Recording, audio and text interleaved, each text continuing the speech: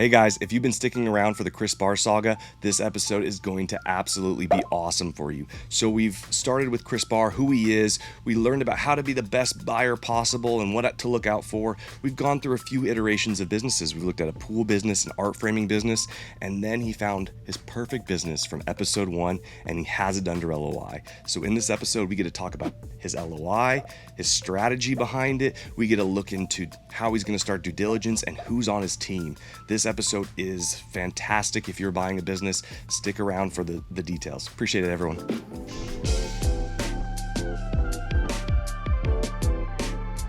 Welcome back to Jackquisitions. We have Chris Barr. What's going on, Chris? Man, it goes. Due diligence is upon us, and yeah, welcome to the jungle, man. It's a ride. So, last time we left you, you were thinking about putting in an LOI on a pressure washing company locally, and in your geo, the company you wanted, according to the first step. Yep. And like everything, it B2B just like you wanted primarily. So like dreams do come true. As someone who says you're never going to find that, you found it. Insane. Yeah. So it's funny because the first episode dropped and I went back and watched it. I haven't watched any episodes. So after getting over the cringe of hearing yourself talk on camera for the first time, I got to the portion where you said, describe your perfect business. And I'm like, man, that is every box checked for what I ended up finding. And we've got a long way to go. There's, a million things that could kill this deal during due diligence. But that being said, it's really, really exciting to have so much synergy, such a warm relationship with the owners, the exact business I wanted, exact area. So a few complaints on my end so far, at least. One of the most common and expensive mistakes that I see in acquisitions in the home service space is not getting serious about accounting. Whether you're buying a business or you're already running one, you need the right financial partner to save you time, money, and headaches. That's why we partnered with Appletree Business Services. They are a one-stop shop that'll help you get through the due diligence process, but then they'll partner with you after to help you out with payroll and bookkeeping and taxes. They know home services. They're fluent in tools like Service Titan and House Call Pro. If you're tired of the surprise tax bills or an accountant who ghosts you when you really need them, Appletree's the upgrade you deserve. Listeners of the show can get a free tax and financial review, and if you're buying a business, they'll give you 10% off quality of earnings. Just head on over to appletreebusiness.com, talk to Patrick, click the link, let them know Jack sends you, and they will take care of you. And so with that, I have a key question, right? It's you closed on LOI. The LOI was an interesting LOI with the creative financing that generally you don't see. Did they just accept that first round? They said, we're good with that? Or was there some back and forth? They accepted the amount that I was going to put down at close. And we said the earnout will be TBD during due diligence. So we left it a little bit open-ended.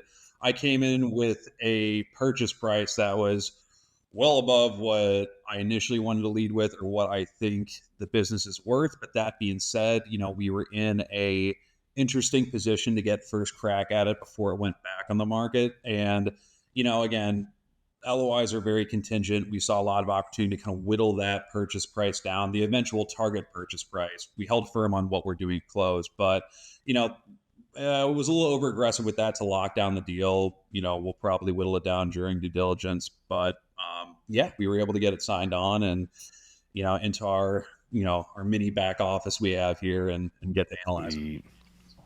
And so like a perfect example, you said, welcome to the jungle. So now like that was the easy part.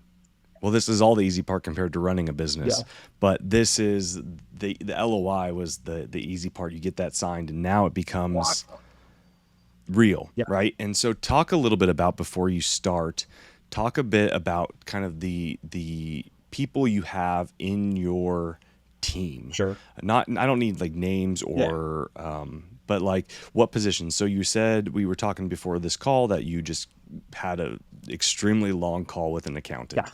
So you have an accountant. Does the accountant do M&A? Tell us a little bit about that position, and then let's hear the other ones. Sure. As a little bit of context, and I won't get too in the weeds. Again, from the commercial real estate background and the commercial real estate portfolio portfolio that we have, a lot of these team members have been in place. It's the same accountant that's managed our entire real estate portfolio. They've been our kind of right hand man. The accounting firm is Kemper CPA. They're top 100 in the nation.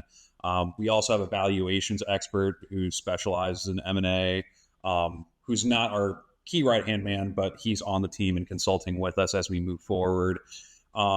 And same with the attorney. It's the attorney who's also handled M&A transactions before. He's a transaction attorney. He's been our right hand go-to attorney for a long time with the portfolio that we currently have. So I would love to take credit, but a lot of that team is kind of baked in and already in place. And we examined switching up when we're going to take this to contract, but we have a solid ecosystem in place already. So it seemed like, for congruency's sake, just kind of keep the same players and take on additional local attorneys or, again, a valuations expert within their house as needed. So, question for you: are you? I guess I don't know these people, but are you worried that these individuals are not from this space, right? So, for example, if you get in we always push really hard. I push really hard whenever I'm dealing with someone who's looking for a business, is to focus on an M&A attorney who does this, like does lower middle market stuff. Yep. And I always push that because if you get an M&A attorney that's for a big M&A attorney, you're going to have to pay a significantly higher bill because they don't understand the actual risks and rewards involved with this transaction. Mm-hmm. For example, like your indemnity clauses and your warranties and guarantees, like all that needs to be important. But that being said, right, you're not buying $100 million M&A. You're not even buying a $20 million business. You're buying with, a $5 or a $1 million business without real estate. Like, it's a very small deal in comparison to like the M&A market. Mm-hmm. And so do you worry about that across your accounting team? Or right, they don't look at M&A. Your due diligence team, they don't look at small and M&A, right? Because as you can imagine, right, just another counterpoint is like somebody who does due diligence for these small deals understands, I think, a little bit better that owners like to use it as their pocketbook, and so that's what they're looking for. They're looking for specific transactions where owners kind of work around the system. Mm-hmm. Versus when you're $100 million, M&A transaction, like you're not looking for the time that the owner, probably not even adding back the time that the owner took his wife and his best friend out to dinner. Yeah. Like that $200 probably isn't relevant as much as making sure that there's not massive fraud. Sure. Right. Yeah. And so does that worry you, or how are you mitigating for that specifically? No, great question. And I think it's a matter of trade-offs. The reason that I end up sticking with our kind of OG team is they do have the versatility. Our attorney has done M&A on MMA. Get back to my roots. Yeah, I mean, I wish, but the long armbar of the law. So he's done M&A for transactions much bigger than ours. He's also worked on deals much smaller than ours. Kind of same with our accountant, that valuation specialist they have in-house has worked on stuff bigger, worked on stuff smaller. So both are versatile enough for me to feel confident that they could handle this transaction. And for what I'm sacrificing in specialization, which definitely has crossed my mind, it's been I wouldn't say a major concern, but it's been something we've put thought into. We get familiarity and we get people that really understand our levers that are important to us, because as we've discussed, the things that I might try and to negotiate in a deal and the things that are important for me and sticking points for me are maybe, and we know they're very different than your sticking points because everyone has different needs. So they're very familiar with our needs and what our priorities are and what we're going to be looking for most.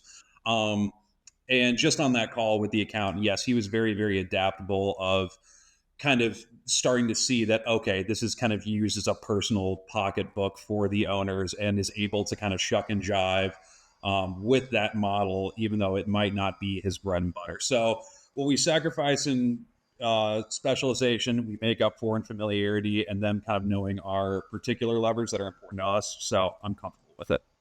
Yeah, I mean, it sounds like you had a team. I think the most important thing is A, that you have the team starting, but B, that you, I'm going to say that you're kind of a unique instance. I would definitely recommend going out and getting specific specialists, just because if you aren't the specialist and you're not going to get that familiarity like Chris is getting, to make sure that you're finding those specialists. And so, for example, somebody in the space that we're not sponsored by them yet, or unfortunately, is who I've used for all four of my deals is SMB Law.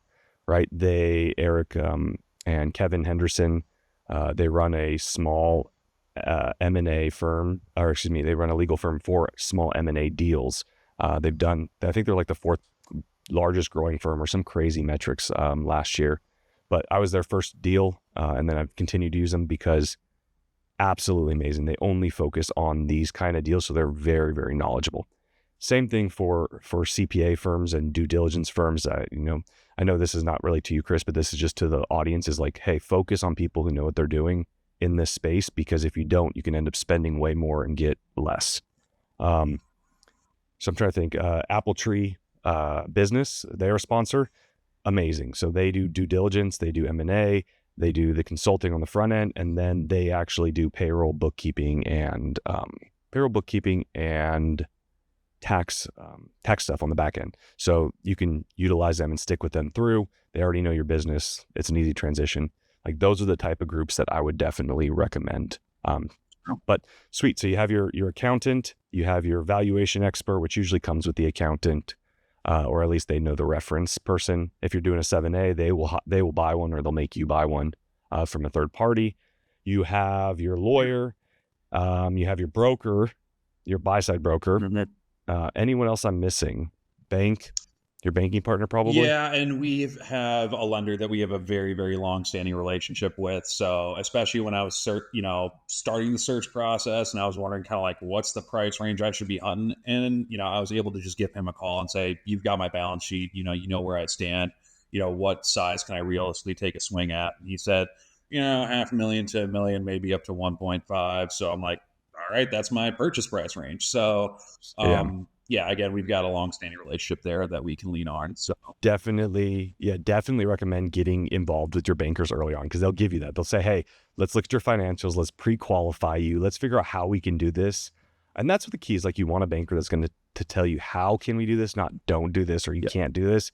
It's like, how, what is the steps necessary to get there? You're going conventional, right? Yep.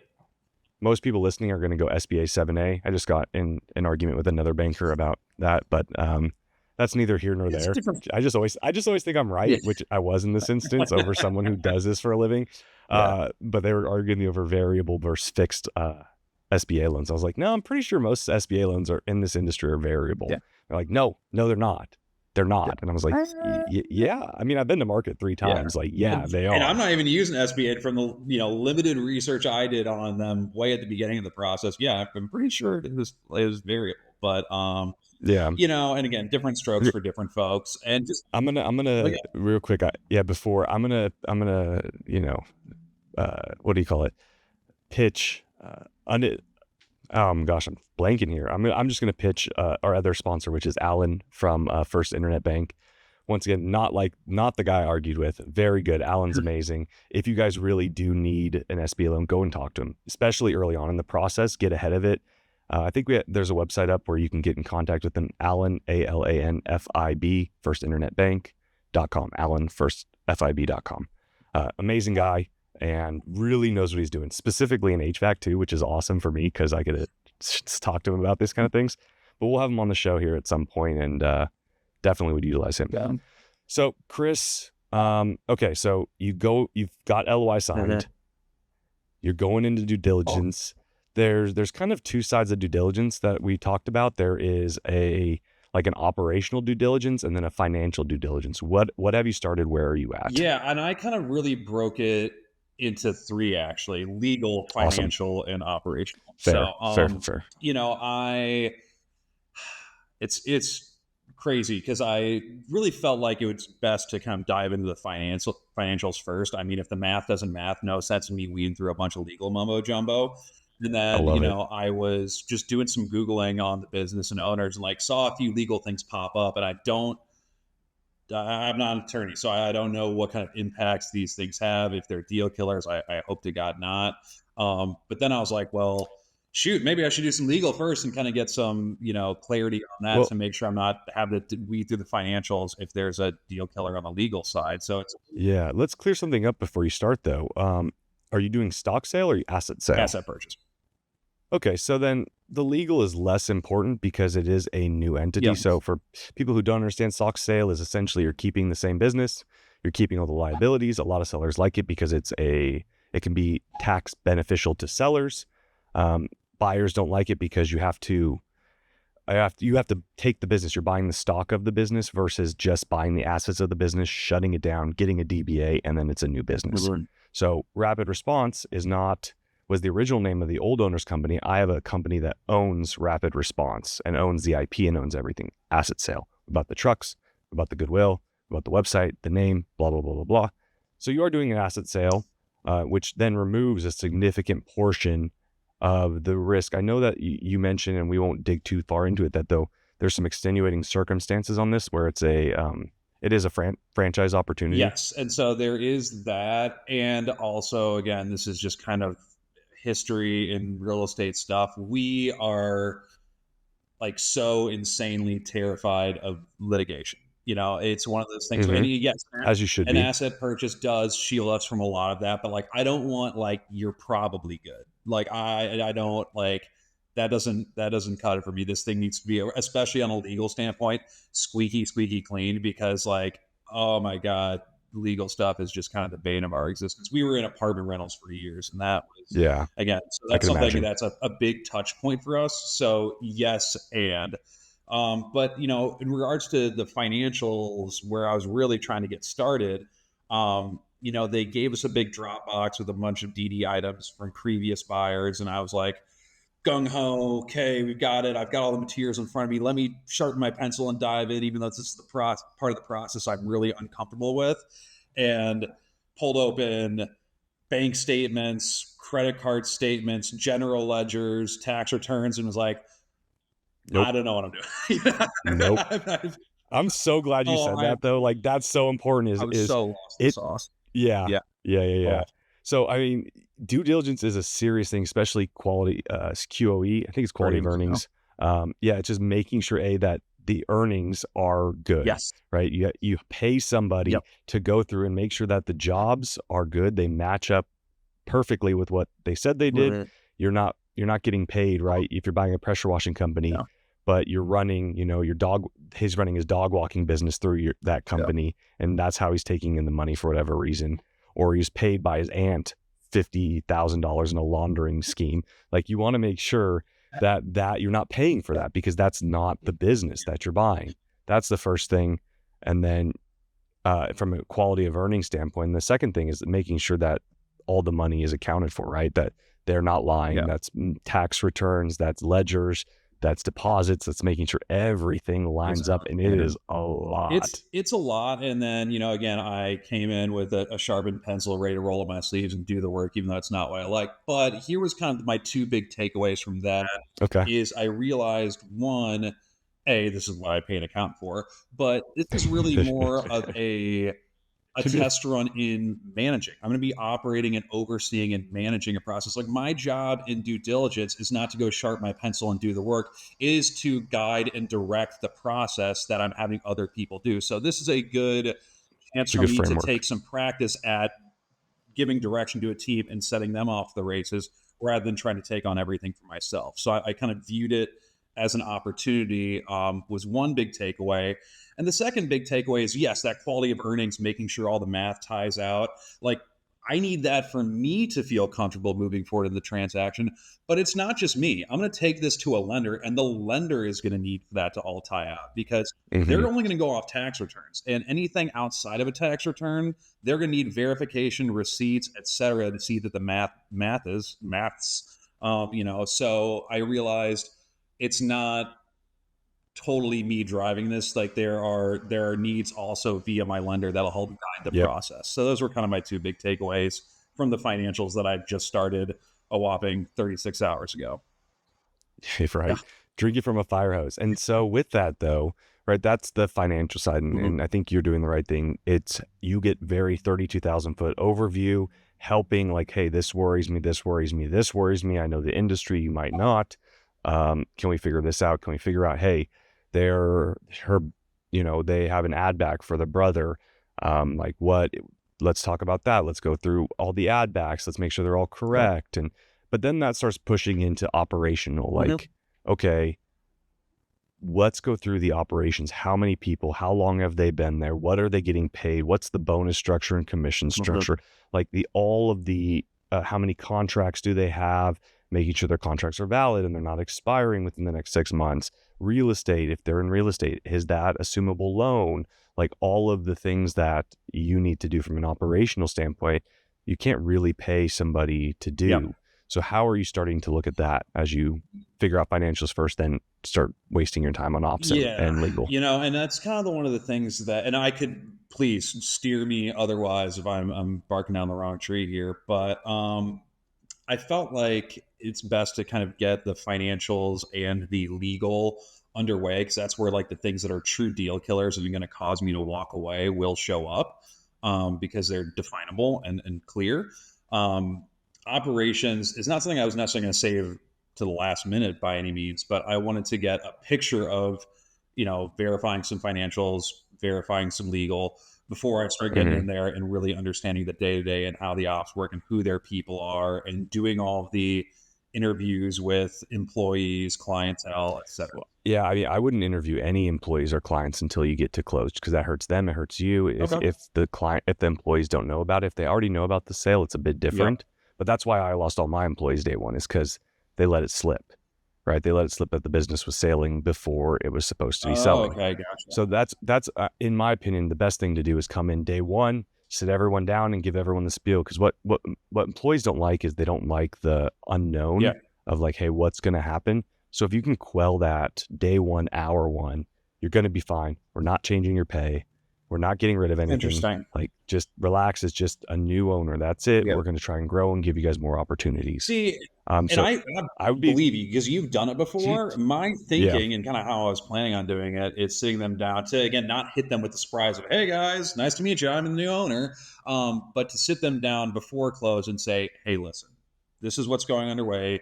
Yes, ownership changing. You still have a job. Not only do you still have a job, I need you to stick around for me to be successful. So tell me about your experience. What do you like about working here? What are, again, closed door. I'm a new guy. I'm an outside person. What would you like to see improve? How can I make your life better?" And then starting that kind of yeah.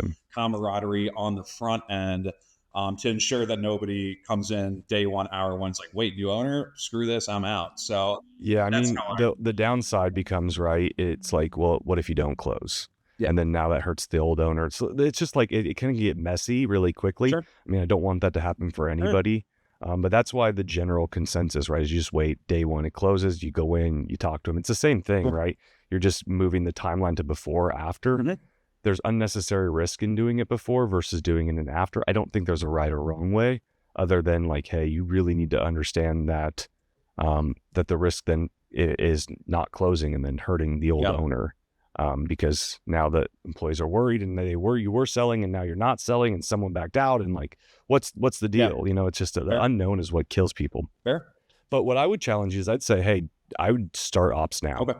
Op Ops, like it's a time sink, right? There's zero money that you really have to spend on it, the Okay. ops due diligence, while you're running financial, which again, like you're saying, is a very good um, example of what you will have to be doing when you're running a business, right? Because you are going to be running operations for this company and you're going to be delegating out the financials and all these Mhm. tasks and everything like that. So it's a good mix of both because you will have to do those ops at some point, especially with the size business you're buying. 100%. But I dig in right away, Cool. man, because if you find something, it's free to Yeah. do, and if you find something that's like a deal killer. So the reason I'm pretty adamant about this is I found something that was a deal killer Mm. in one of my businesses. So before I bought Rapid, I was looking at a business down in Napa, which is where I was living. I had my house that was less than a mile away from this location. Like it was beautiful. The problem was it was the real estate that they were in was critical to the business, and they were grandfathered in with the old owner of the building complex to have 0 increases in rent on a commercial building for 20 years. What? Yeah. So I found that because I went and talked to the landlord saying, hey, they're thinking about doing this. I just want to make sure that we can go through the terms. And they were like chomping at the bit, like, no, we are going to raise you up as much as possible, as quick as possible to get you to market. And I went, my net is 200,000. You are going to raise my rent 20,000 in 3 years. I'm not going to have any net. And so I ended up killing the deal because of that. And I found out the landlords were pretty adamant that the owner was operating in a common space, which they weren't going to allow anymore to the new owners. And so that was going to kill like 400 square feet of critical area to the operation. And so like those two things, like that's dead. I can't buy that business. And so that would have hit me. I mean, I still would have had to pay the due diligence and whatever, but at least I didn't wait another 2 weeks and run out something else. We found that out pretty quickly. Probably one of the most important decisions you can make in your ETA journey is which SBA lender you are going to pick. A lender who will be in your corner to get you closed on the deal, as well as set you up for future expansion. That is why we partnered with Alan Peterson from First Internet Bank. He and his team take a how can we approach, as well as I personally know they specialize in home service acquisitions. Mention the show or my handsome bald head and receive a reduced good faith deposit, as well as a detailed deal review and maybe even a buy-side pre-qualification. No strings attached. Head on over to alanfib.com. That's alanfib.com, or click the link below to get connected. Some news and updates I got from them earlier this week, which I viewed as a giant win and a positive. So I'm excited to get your take. But the broker hit me up and said, hey, listen, they wanted me to relay something to you. They haven't offered this to any other prospective buyer yet, but they just really like you. They're really excited to work with you. So in the listing, it says that they're going to hang on to their current space, and whoever the new buyer is going to have to find their own new lease of flex space to set up shop at. They really like you, so they have a spare 400 square foot office, and they're down to just kind of split office space with you and kind of work hip to hip with you if that's something you want to do rather than go find your own space. Employees already know where it's at. They're already familiarized. Makes transition and training really, really seamless because I don't have to pick up the phone and call them. I just pop my head out the door and say, hey, Rumi, got a question for you. So I really like that idea. And again, it saves me also on lease dollars. So again, I viewed it as a big kind of win to just be working legitimately, physically hip to hip with them in the same space. So, It's double-edged sword. Yeah. And the good side is exactly what you said. Like, if you guys have a good relationship, and I mean, like I said, there's extenuating circumstances here, but if the relationship is good and the owner wants to stay and he's running a different business and like all this thing, then yeah, that can be fine.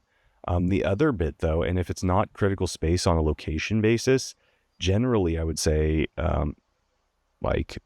if the owner is going to stay, a lot of people want to get out from under the owner's thumb, right? If it's not critical to location. And so understanding that, I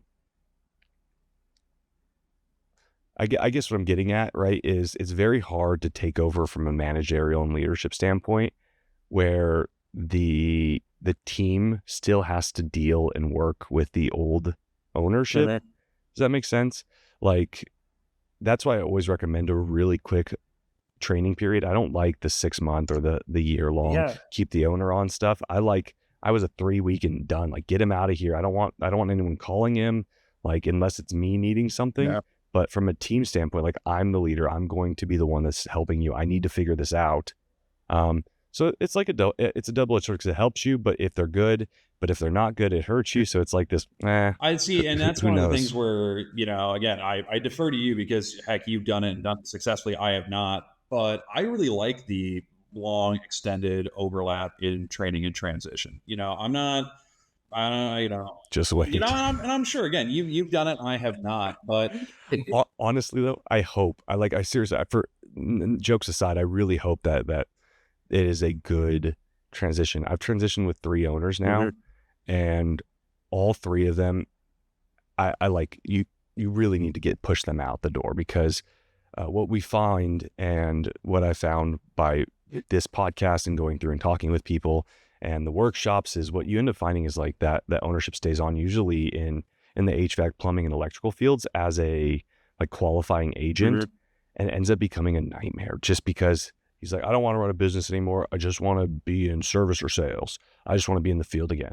And then he gets out in the field, but he hasn't grown his business. You bought a $3 million HVAC business that's been like that for 30 years because he doesn't know how to run a business. He's going to sit there and tell you you're doing everything wrong for the next 10 years you keep him on. And that culture is going to actually reverberate into your team. It's, hey, this price is too high. Well, no, it's not. You just have been underpricing for the last 30 years, which is why you haven't grown. Like that's the kind of conversations that I've had personally with the owners, and have had anecdotal evidence. Yeah. Sorry, I hate that word. But that's what I've seen. And I've seen it over and over and over. It's like they put him in a service role. He doesn't do good because he can't sell, because he doesn't believe in your new pricing structure, which brought him up to market, or he doesn't believe in the new marketing way. You're sending people out to leads for free now. What is this? I'm not doing that. I'm charging them each time. You know what I mean? It's like this crazy stuff that maybe it's just a trades thing, like an old head trades is like they know better. Yeah. I posted on Twitter the other day. I said, hey, people got into owning a business for 2 reasons. A, they're born into it. Like your dad is an entrepreneur, your mom's an entrepreneur, you grew up selling candy bars and lemonade stands. The number 2 is you don't like being told what to do. And that's you. Yeah. You've probably heard my spiel already. And that's Jack. Yeah. That's me. And so, but like, that's also everybody that I deal with in the trades. It's like this old guy just doesn't want to be told what to do and how to do it. Heads, man. And it's funny because hearing you talk about this, it style wise feels like it highlights our separate and different approaches that we've run into on other topics, which is you really are a huge fan of independence, growth. This is all about growth and your ability to scale something up. And I'm really much more have a preference for stability. I like, again, if he's kind of like, the reason I like a longer and lengthier transition period is I'm buying something because it's been previously proven to be successful, because you have been doing something right for 15 years. So I want as much time hip to hip with you to be able to understand what you've done over the past 15 years to keep this ship afloat and to be able to replicate it. So I don't really mind like being under the guy's thumb. Fine, I'll sit comfortably under his thumb if it means I can, sponge and get as much by osmosis that I possibly can to ensure that stability. That's, again, my mindset. But when we bring you back, we'll see. Yeah. I honestly, I hope it's that for you, because I've yet to see it. Yeah. But I'm open to seeing that. And I actually hope that you get that. It sounds like you guys are gelling and getting along really well. Like some of the owners I get along with well now that we're not working together, right? They're just other HVAC business owners or ex-HVAC business owners that I can talk to and bounce things off of. That's all wonderful. But yeah, I think we will see on this one. And I really do hope that it's in your favor. The nuance too is that it's again, they're doing some franchising rollout and I will be a franchisee. So there's kind of going to be some inevitable, I'll never be totally out from under their thumb because there's this franchise aspect to it. So that kind of makes things unique. And it's, again, going back to, it's funny when I found out about some of that legal stuff that I mentioned, the first thing that came back to mind, I was like all flustered about it. I was going for a walk and then I remembered, and it was hard because I was like, man, but I like these guys so much. I'm enjoying them. The relationship is so warm that and I can tell, and I'm the presence of mind to see that it's making it difficult for me to be objective.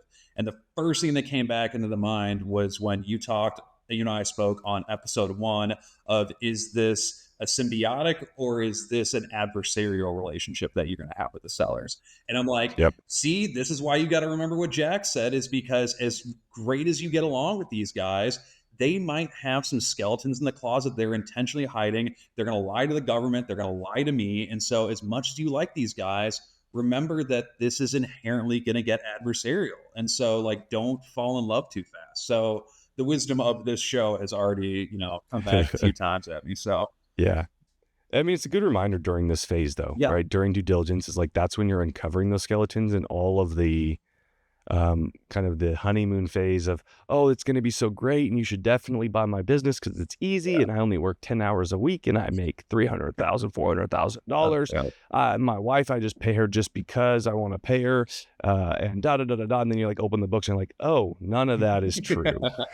None yeah, of the operational due diligence. I talked to whoever the distributor, and the distributor was like, no, dude, that guy's working like 60 hours a week. He calls me at 10 p.m. at night to get that equipment. You know what I mean? Like, then you're like, oh, so it's not just all fine and dandy. Oh, and yeah, they didn't pay us for 90 days last month because they couldn't, because they told me that they were behind on jobs. And you know what I mean? Like, you find all this stuff out when you start cranking down on the ops and then on the financial side. yeah. So, I mean, I hope, like I said, hope is a great word for this kind of time in the process. I wouldn't get married to the business because if something does come along, you can mitigate that risk again, like we talked about in one of the last episodes, with price. Boom. First thing you do is, I'm never afraid if you do find like true fraud or true maybe not fraud, that's a strong word. You don't want to insinuate that they purposely did this, but a miss in funds that wasn't there or didn't hit right or whatever the case may be, like, we are retrading. And I wouldn't be afraid of that because at the end of the day, you are the one taking on the risk from the bank. You're the one putting the or the personal guarantee. It's your real estate that's up for auction if you go bankrupt. So making sure that you are covered. And that's the key to all of acquisitions is price negates risk. So yeah, the one thing that that we're also going to be working into pricing, and as I mentioned, we have a price at close and then a target purchase price to be achieved through an earnout. And maybe this is naive of me, but that target purchase price, currently it's over where I want it to be, but like, I'm kind of okay with it. I'm kind of, again, I'll imagine we'll still whittle it down, but what I'm much more interested in retrading and negotiating on is that price at close, because that's what I'm going to be on the hook for with the bank. And so again, if we need to keep their earnout as the eventual purchase price, I might leave some money on the table, but like, honestly, it doesn't really bother me that much. What I'm most concerned about is where my hind parts are exposed and where I'm on the hook for the bank. So my retrades, I'm planning to target that price at close rather than the target purchase price. Again, that could be naive. Agreed. But that's actually, I think that's the better call. It's like, hey, if we can once again reduce risk through creativity, it's like, hey, let's reduce the for sure personal guarantee portion, and then the non-guaranteed, well, it's still guaranteed, but in a different way to the seller. Work on the seller's note, keep the seller's note the same or bigger, and then take down purchase price. That's a deal killer for us personally, because I'm going under enough debt as it is to where I'm not doing it. Well, an earnout is a seller's note. No, we're not doing it as a note per se, where I'm obligated to pay them. It's based on the overages. You're doing some super creativity there. We're getting yeah, I got you. But points withstanding, the amount that you're going to owe the owner after the fact of the close of the deal based on revenue or net, that part is going to be, it's going to buffer, right? Because as your net goes down, you'd have to pay them less. As it goes up, you pay them more. It works out. Completely agree with you there. What was I going to say? You had a great point that I wanted to touch on. Don't get married to the deal was a big one. Not until it closes. Making sure that you're going through due diligence with a clear head. Going back and you can always, you don't want to retrade, but if you need to retrade, make sure you're open to it. I don't know. Okay. Well, I'll think of it later. We'll add it in, cut it in. No, that's awesome though. I'm very excited for you, Chris. It's the perfect business. Like you said, it's what you wanted. It's in the right geo. There's some funkiness to it, but there's never, it's very rare that there's a deal this size that doesn't have any funkiness to it, and you're powering through it, man. Like, this is awesome. All you can do.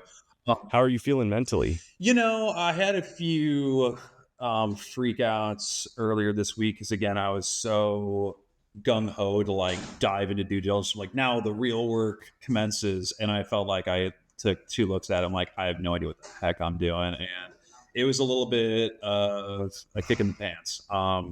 Yeah, got my ass kicked in a little bit. But then again, I viewed it as an opportunity. I kind of zoomed out, realized I'm directing the process, not in the trenches. So I'm feeling pretty good at this point. I just, off that big call I had with my accountant, the moral of the story is get access to their QuickBooks.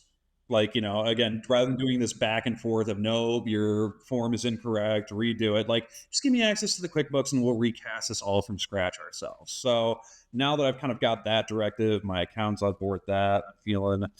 I'm feeling pretty good. I honestly, the weird part, and I don't necessarily want to. We can if you want to go down the rabbit hole, but the things that I'm most concerned about at this point are macro issues that are bigger than anything that I can really forecast or mitigate. And what I mean by that is tariffs. And I know that lots of people have lots of different opinions on tariffs. I'm not here to speak to those opinions. I'm not an economist. But they're, again, thinking of chemical costs. I'm thinking of parts and equipment that goes on these trucks, these pressure cleaning systems that might need replacement, et cetera, et cetera. And how is tariffs going to impact that? And I just really don't know. And at the same time, it feels like my entire adult working career has been handcuffed by macro issues. I graduated college in spring of 2020 in the height of COVID. I had to sit on this. I don't want to sit on the sidelines anymore. I want to deal make. I want to learn to dance in the rain rather than hide under the bed. But there is a potential big macro issue impending that nobody really is able to have a crystal ball and tell what's going to go on with that. So Yeah, but at least you can start planning for that, right? So you start planning for that day one, dig in. I mean, as you're going through due diligence, like the answer is it's right in front of you. What is your chemical costs? Yep. What percent of the business is the chemical cost from a COGS perspective, Yep. right? Oh, it is. My guess. I don't know pressure washing that well, Chris, but I know the chemical side of car wash industry. So my one of my best friends runs one of the largest chemical companies for car wash industries. Yeah. And the chemical price per car that you wash is like 13 cents. Like, it is absolutely negligible. Mhm. And that's the point, is like it's highly concentrated chem that you then spray onto a car and let sit, and it's 13 cents in the car wash industry. So like the margins are so high there and the cost is so low that you can dig into that, right? That's something that you have the numbers on. You can look at it and say, hey, their COGS last year for chemicals were 2% of revenue. Yeah. If this were in a worst case scenario, right? Tariffs hit, the worst case scenario is you actually aren't able to get those same chemicals, which is more of a different issue. Mhm. Like they run out and you can't import them. But if that doesn't become the issue, it's a pricing issue, and they say triple, you go up to 6%. Can the business eat that and that cost? And the answer is like yes or no. And if it's yes, then like don't worry about it. Yeah. No, that's true. You know what I mean? Like that's the sitting on the sideline things is you can only worry about so much. Yeah. Like we don't worry about it for our industry, and tariffs are fucking wild. Yeah. Excuse the language, but like 30% on a $10,000 unit, like it is wild how much that they're raising prices on HVAC units. Yeah. But we can't do anything. Like I'm not going to be able to do anything except A, get better at selling units. B, get better at getting the parts and pieces for units to fix them in case they break and we're not going to be able to sell them. C, get better at financing units so that people can get financing easier and be able to buy them. But like those are the things I can handle. Yeah. Only focus on those, like whatever. Very stoic of you. I'm all about that. So the rest, yeah. I mean, but it's the realist in me. Like I can't do anything about it. So just own it and keep moving. Yeah, no, I'm 100% with you. So awesome, man. Yeah. Well, I'm excited. Yeah, start the ops due diligence now, just so that you can truly make sure you're not finding anything stupid. That just like blows you away. Like, oh my gosh, these guys are operating, something ridiculous, and you're just like, I'm not doing this. Bye. Yeah. Continue with the financials. You got your team in place. You got your legal, and you have your accountants, and you have your broker. So you're ready to go from there. You're ready to keep moving. You have your banker. And what would you have a timeline on how long you have for due diligence to finish? Yeah, and it's technically 30 days, but they're pokey about getting us our stuff, and so due diligence starts at receipt of all documents requested. So, Hey, yo, so what a great way to do that. yeah. So again, well, it's 30 days. It's a bit flexible, and they've mentioned verbally. I've brought it up a couple of times, and they said, "Hey, listen, if you need extensions or something like that, no big deal. Just let us know." Yeah. So, yeah, and then 60 days total to close, including that 30-day due diligence timeline. So, we're You're marching rounding the there, third man. corner, It's man. crazy. The other big thing is I'm going to need an ops manager for this. So actually, this is a great platform. If anybody wants to potentially come help run a pressure washing business down here in West Palm Beach, Florida, slide into my DMs. Would love to potentially talk about it. I've got a few people in mind. Really good buddy from the sniper platoon, a cousin, a few others that I've tapped and have in mind. But that's also part of my ops due diligence is I gotta find somebody to help me run it. So, Yeah. yeah. Awesome, man. Exciting stuff. Well, great. Thank you for listening. I'm blown away. This is so cool. I'm really pumped. Same, man.